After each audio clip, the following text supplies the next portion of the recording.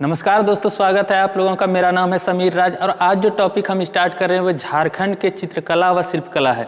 ये जो चित्रकला एवं शिल्पकला से संबंधित टॉपिक है ये इसका दूसरा पार्ट है। पहले हम फर्स्ट पार्ट ऑलरेडी अपलोड किए हुए हैं, आप उसको देख लीजिएगा। ये आपका पार्ट 2 है। तो आइए हम चर्चा करते हैं कि और कौन कौन सा चित्रकला झारखंड के दृष्टिकोण से महत्वपूर्ण है, आपके जो एग्जाम में पूछे जाएंगे। देखते हैं। आइए दोस्तों देखते हैं आज का क्या है चित्रकला के तहत। पहला जो है सोहराय है, सोहराय चित्रकला। इसको देखिए, सोहराय चित्रकला क्या है। सोहराय कला ये एक आदिवासी कला है। यह चित्रकारी सोहराय पर्व से जुड़ी हुई है। मतलब इस चित्रकला का संबंध किससे है तो सोहराय पर्व से जुड़ा हुआ है। इसमें क्या होता है, इस कला में जंगली जीव जंतुओं, पक्षियों और पेड़ पौधों को उकेरा जाता है। जैसे विशालकाय घोड़ा, जैसे विशालकाय घोड़ा,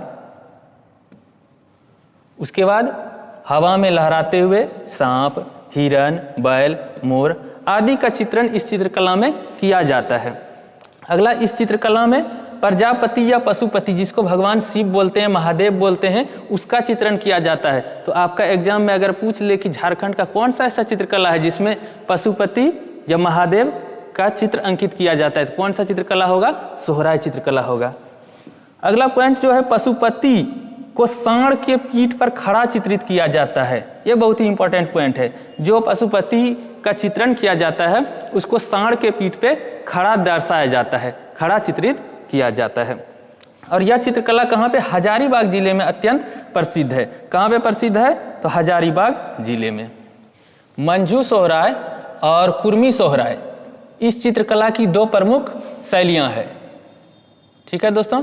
सोहराय और कोबहर चित्रकला को वर्ष 2020 में जीआई टैग यानी भौगोलिक संकेतक प्रदान किया गया है। जीआई टैग किसी वस्तु या उत्पाद को देता है जो वस्तु उस किसी क्षेत्र का विशेष वस्तु होता है। जैसे कहने का मतलब कि बहुत सारे वस्तु हैं, जैसे कि बिहार के बहुत सारे, आपका कतरनी चावल आप सुने होंगे नाम, उसको जीआई टैग मिला है। शाही लीची मुजफ्फरपुर का, उसको जीआई टैग मिला हुआ है।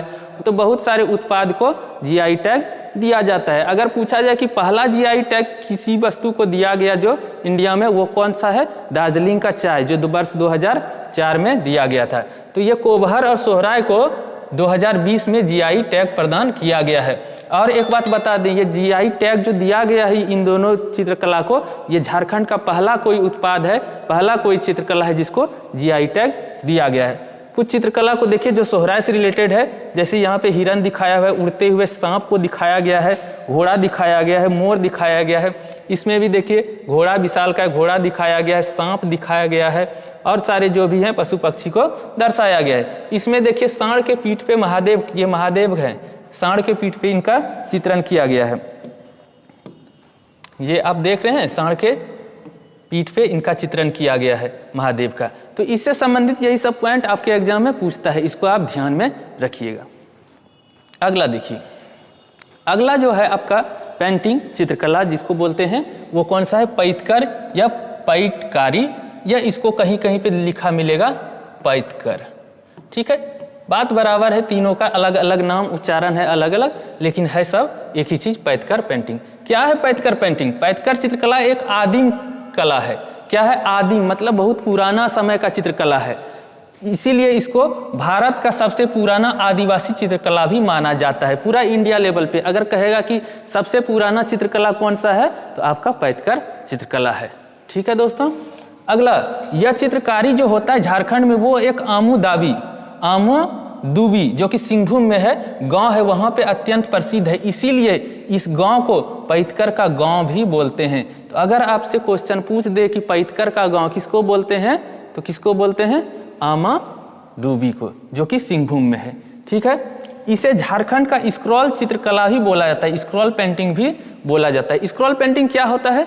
स्क्रॉल पेंटिंग कहने का मतलब जिसको हम मोड़ सके का मतलब, जैसे गुड्डी उड्डी उड़ाए हैं ना, काइट उड़ाए होंगे, उसमें देखिए अगर रोल करते हैं ऐसे धागा को, फिर खोलते हैं तो वो क्या हुआ, स्क्रॉल करना, मतलब इसमें कागज को स्क्रॉल किया जाता है।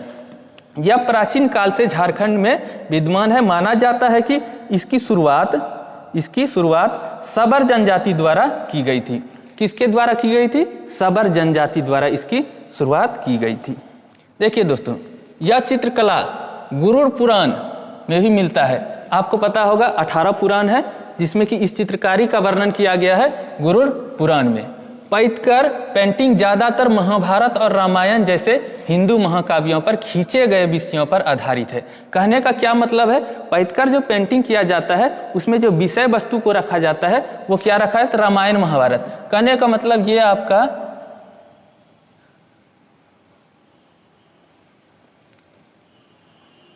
ठीक है, तो रामायण या महाभारत के इसमें काव्यों को दर्शाया जाता है। कहने का मतलब अगर रामायण का दिखाना हो तो जैसे पहला में दिखा दिया राम के जन्म से संबंधित, दूसरा में दिखा दिया उसके शिक्षा दीक्षा से संबंधित, तीसरा में दिखा दिया विवाह से संबंधित, चौथा में दिखा दिया वनवास से संबंधित, पांचवा में दिखा दिया रावण वध से संबंधित। तो इस तरह से इस चित्रकला को दर्शाया जाता है।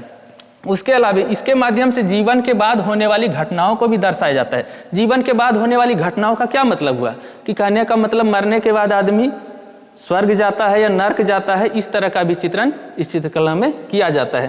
जैसे 2-3 चित्रकला को हम यहाँ पे फोटो को लिए हुए हैं। जैसे देखिए यह फोक डांस करते हुए मतलब लोक नृत्य करते हुए यहाँ कुछ करते हुए दिखाया गया है। इसमें देखिए आपको ब्रह्मा जी दिख रहा है, शिव जी दिख रहा है और जो भी दिख रहा है यमराज भी दिख रहा है।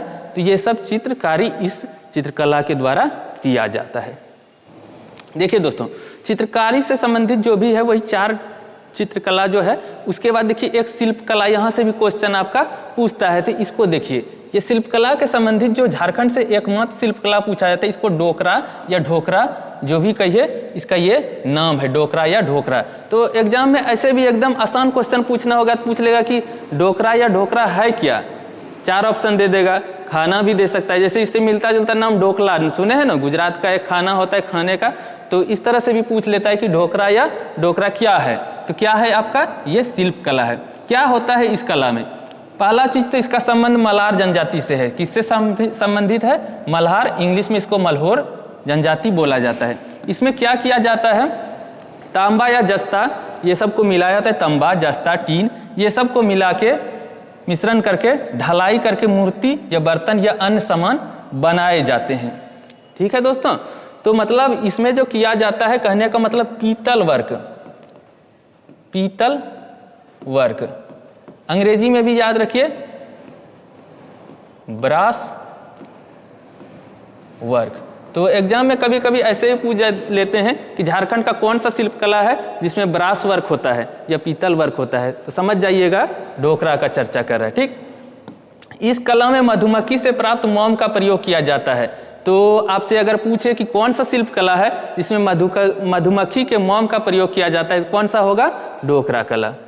इसमें पुरानी मोम तकनीक, पुरानी मोम कास्टिंग तकनीक जिसको बोला जाता है लॉस्ट वैक्स तकनीक।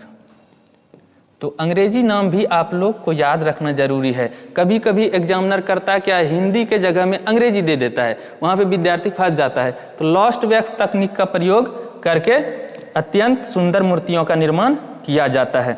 इसे गढ़वा कला भी कहा जाता है। यह भारत के साथ साथ विदेशों में भी लोकप्रिय है। भारत के साथ साथ विदेश कहने का मतलब चीन, इजिप्ट, मलेशिया ये सब जगह में भी इस कला को किया जाता है। ये लॉस्ट वैक्स तकनीक होता क्या है? लॉस्ट वैक्स तकनीक हम थोड़ा समझाते हैं, पहले देख लेते हैं इससे संबंधित कुछ पिक्चर को कि क्या है ये। देखिए इस तरह का चित्रकारी किया, जैसे कि हाथी को बनाया गया है, पीतल का देख रहे हैं, यहाँ पे बनाया गया है एक सुंदर सा मूर्ति, यहाँ पे बनाया गया है नगाड़ा बजाते हुए, यहाँ पे दिखाया गया है। तो लॉस्ट वैक्स तकनीक क्या होता है?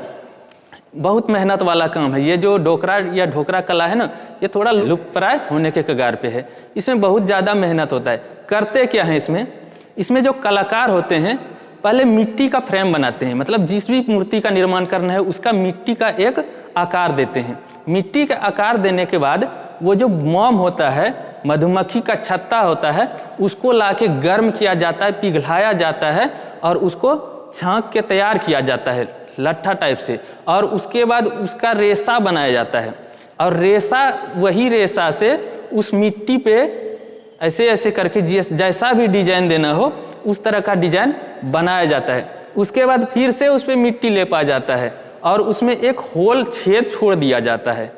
मिट्टी जो लेप दिया जाता है दोहरा के, उसमें लेप छोड़ दिया जाता है और उसके बाद उसको भट्टी में दिया जाता है। तो भट्टी में जैसे दिया जाता है तो वो जो मोम का जो लपेट के बनाया जाता है वो मोम पिघल के बाहर आ जाता है, उसी को लॉस्ट वैक्स तकनीक बोलते हैं। और उसके बाद उसको बाहर निकाल के उसमें वो जो पीतल होता है उसको उसमें डाल दिया जाता है उस छेद होल के माध्यम से, और वो जो आपका मोम के द्वारा डिजाइन जो बनाया गया है उसका वो पीतल अपना रूप ले लेता है, उस हिसाब से बनाया जाता है। बहुत मेहनत भरा ये काम है।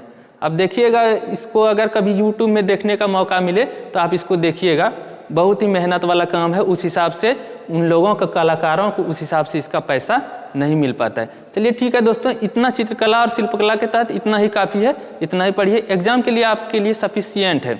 मिलते हैं नेक्स्ट वीडियो में, तब तक स्वस्थ रहिए, मस्त रहिए।